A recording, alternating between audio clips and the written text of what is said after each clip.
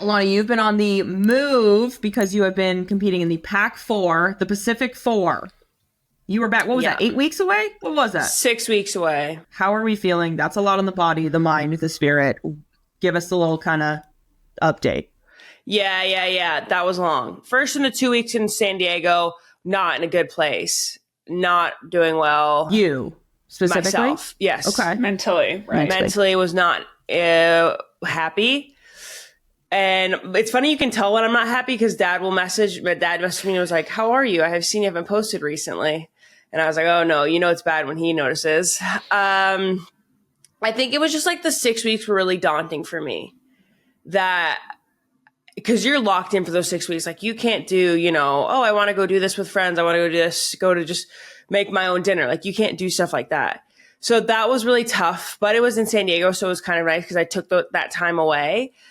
Then we went to LA for a weekend, and actually, that second week I did a little tear on my hammy. So I was out for a little bit and I couldn't play in that first game. And that was really frustrating because it was going to be in LA. So it was a home game, like Olivia went.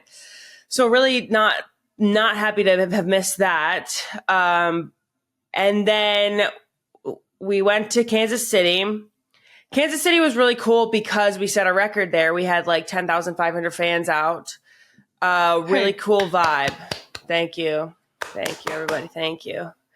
Really cool vibe. It definitely, people love women's sports. People love sports out there in the Midwest. And I think they're really loving women's sports as well. So to see them all come together to watch us, and we played pretty well against Canada. Canada's like number 2 in the world. So they're a very good side. It was a good showing of rugby. I was there. It was a solid game of rugby. It was definitely pretty good. Incredible carries. And that stadium was built for women's sports, right? It was built for the Kansas City Current, which is that team there for women's soccer that's doing really well. And they have just great branding. I think all around they're really kind of doing a great things for sport as well. But what you were saying is that it's because it's built for soccer. It's so exciting that it's for women's sports, right? But the field conditions itself aren't necessarily the best for rugby, right? Well, the field's very hard. They want the ball to bounce on the field, whereas instead of us, it's not balls bouncing, it's our literal bodies bouncing on the ground. Because I remember we went to like do a captain's run on the field, and it was like, this is some solid turf here. And then we from there did the flight over to Australia, which was that was long. That was really long. That was from Kansas City to, I think, like Summers in Texas. I've blocked this all out. Then to Sydney, then to Canberra. So not even on the coast. We were inland. Right. We were inland in Australia. So that was tough. And then we played Australia, and then we went to New Zealand. And the thing is we didn't win a game.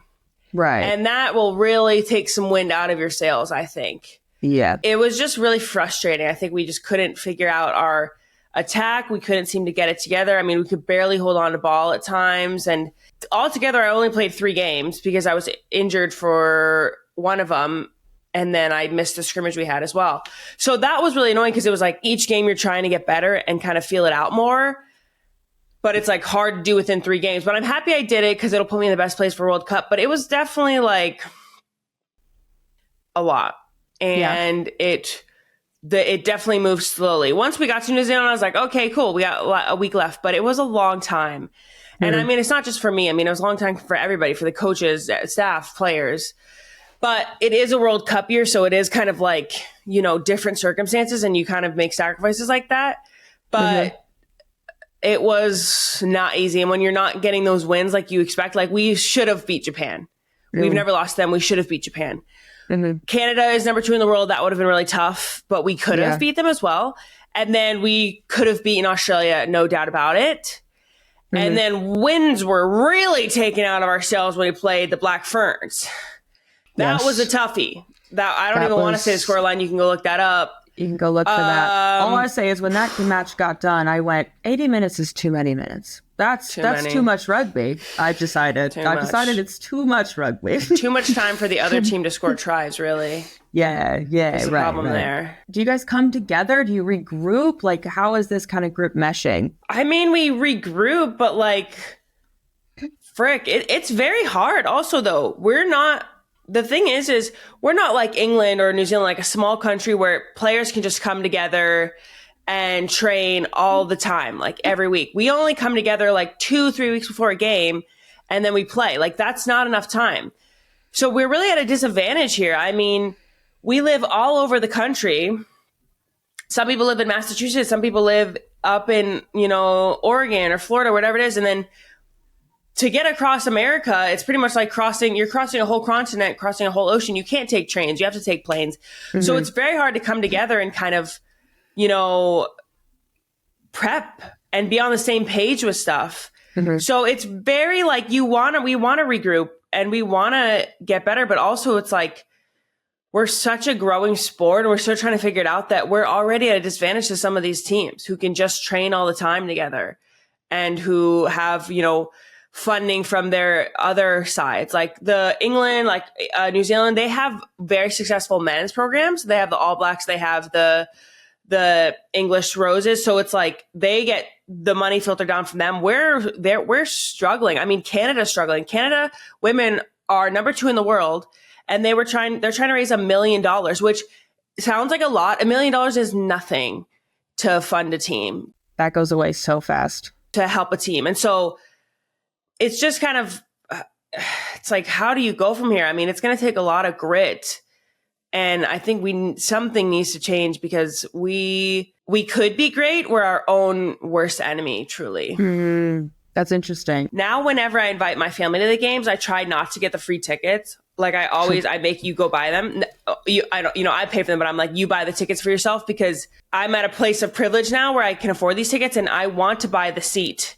I want to show my support for it, even if like it's a small way. But we have so much work to do. We have a World Cup coming up here. We're going to do the men's and women's World Cup in America in like 2030 something. I'm like, we got work to put in, y'all. It is not going to be easy. Like we want to be filling up stadiums, and right now it's not going to happen, and we need it. So it's just like a daunting task. And I mean, this World Cup is also daunting. The World Cup is going to be like 10 weeks away. And it's going to be starting from like July 6th. So I think like September 22nd, we're in camp and we're battling it out. And it's definitely like weighing on my mind, but I'm just kind of like, I hate that I'm like, okay, just get through it. I don't want to just get through it. I want to enjoy it, but it has been a lot to process. And I just feel like now that I'm back, I'm like, oh gosh, okay.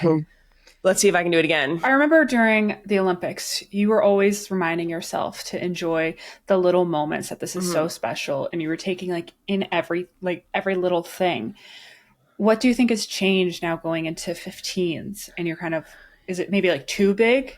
Yeah. There's a lot on your shoulders too. I think that I'm kind of trying to figure out more my love of rugby in a way.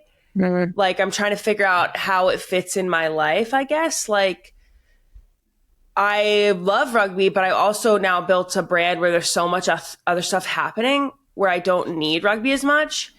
And I love doing the other stuff. I love doing the media side. I love going to do this and that. And like sometimes rugby takes away from that. So I think it's just been hard because I, at times, don't know if I'm really doing the rugby so much for myself, Like at times I think I'm kind of doing it for maybe the rugby world in general. I'm doing it for, could even be my dad. He's like, it's a World Cup, Ilona, you got to do it. So I think I'm trying to find my why. Like, why am I in it? Because if you don't have like a reason for doing something or a why, it can make it very tough. So it's been slow, but like a slow process of trying to figure that out during this Pac 4. I mean, part of me also feels like, you're looking for your why, but also you are quite a black and white person, though. And I've talked about this before, where it's like your why is there, you're gonna find it. It's for yourself, it's for future you, it's for the girls that haven't found rugby yet, who are looking. You're fighting the good fight, but it is a lot on your shoulders. There's a lot being asked of you to continue fighting this good fight. Where it's like, hey, I've been doing that, like. Yeah. But yeah. So I feel, it's okay. I'm tired. I'm excited for this month. I think we have a lot of fun things going on. So I'm like excited to take on all of that. Mm-hmm. And then I think I am excited for World Cup. I mean, it's going to be an amazing time. It's I've heard just so amazing to do. So it's going to be good. I just got to get my little old mind right.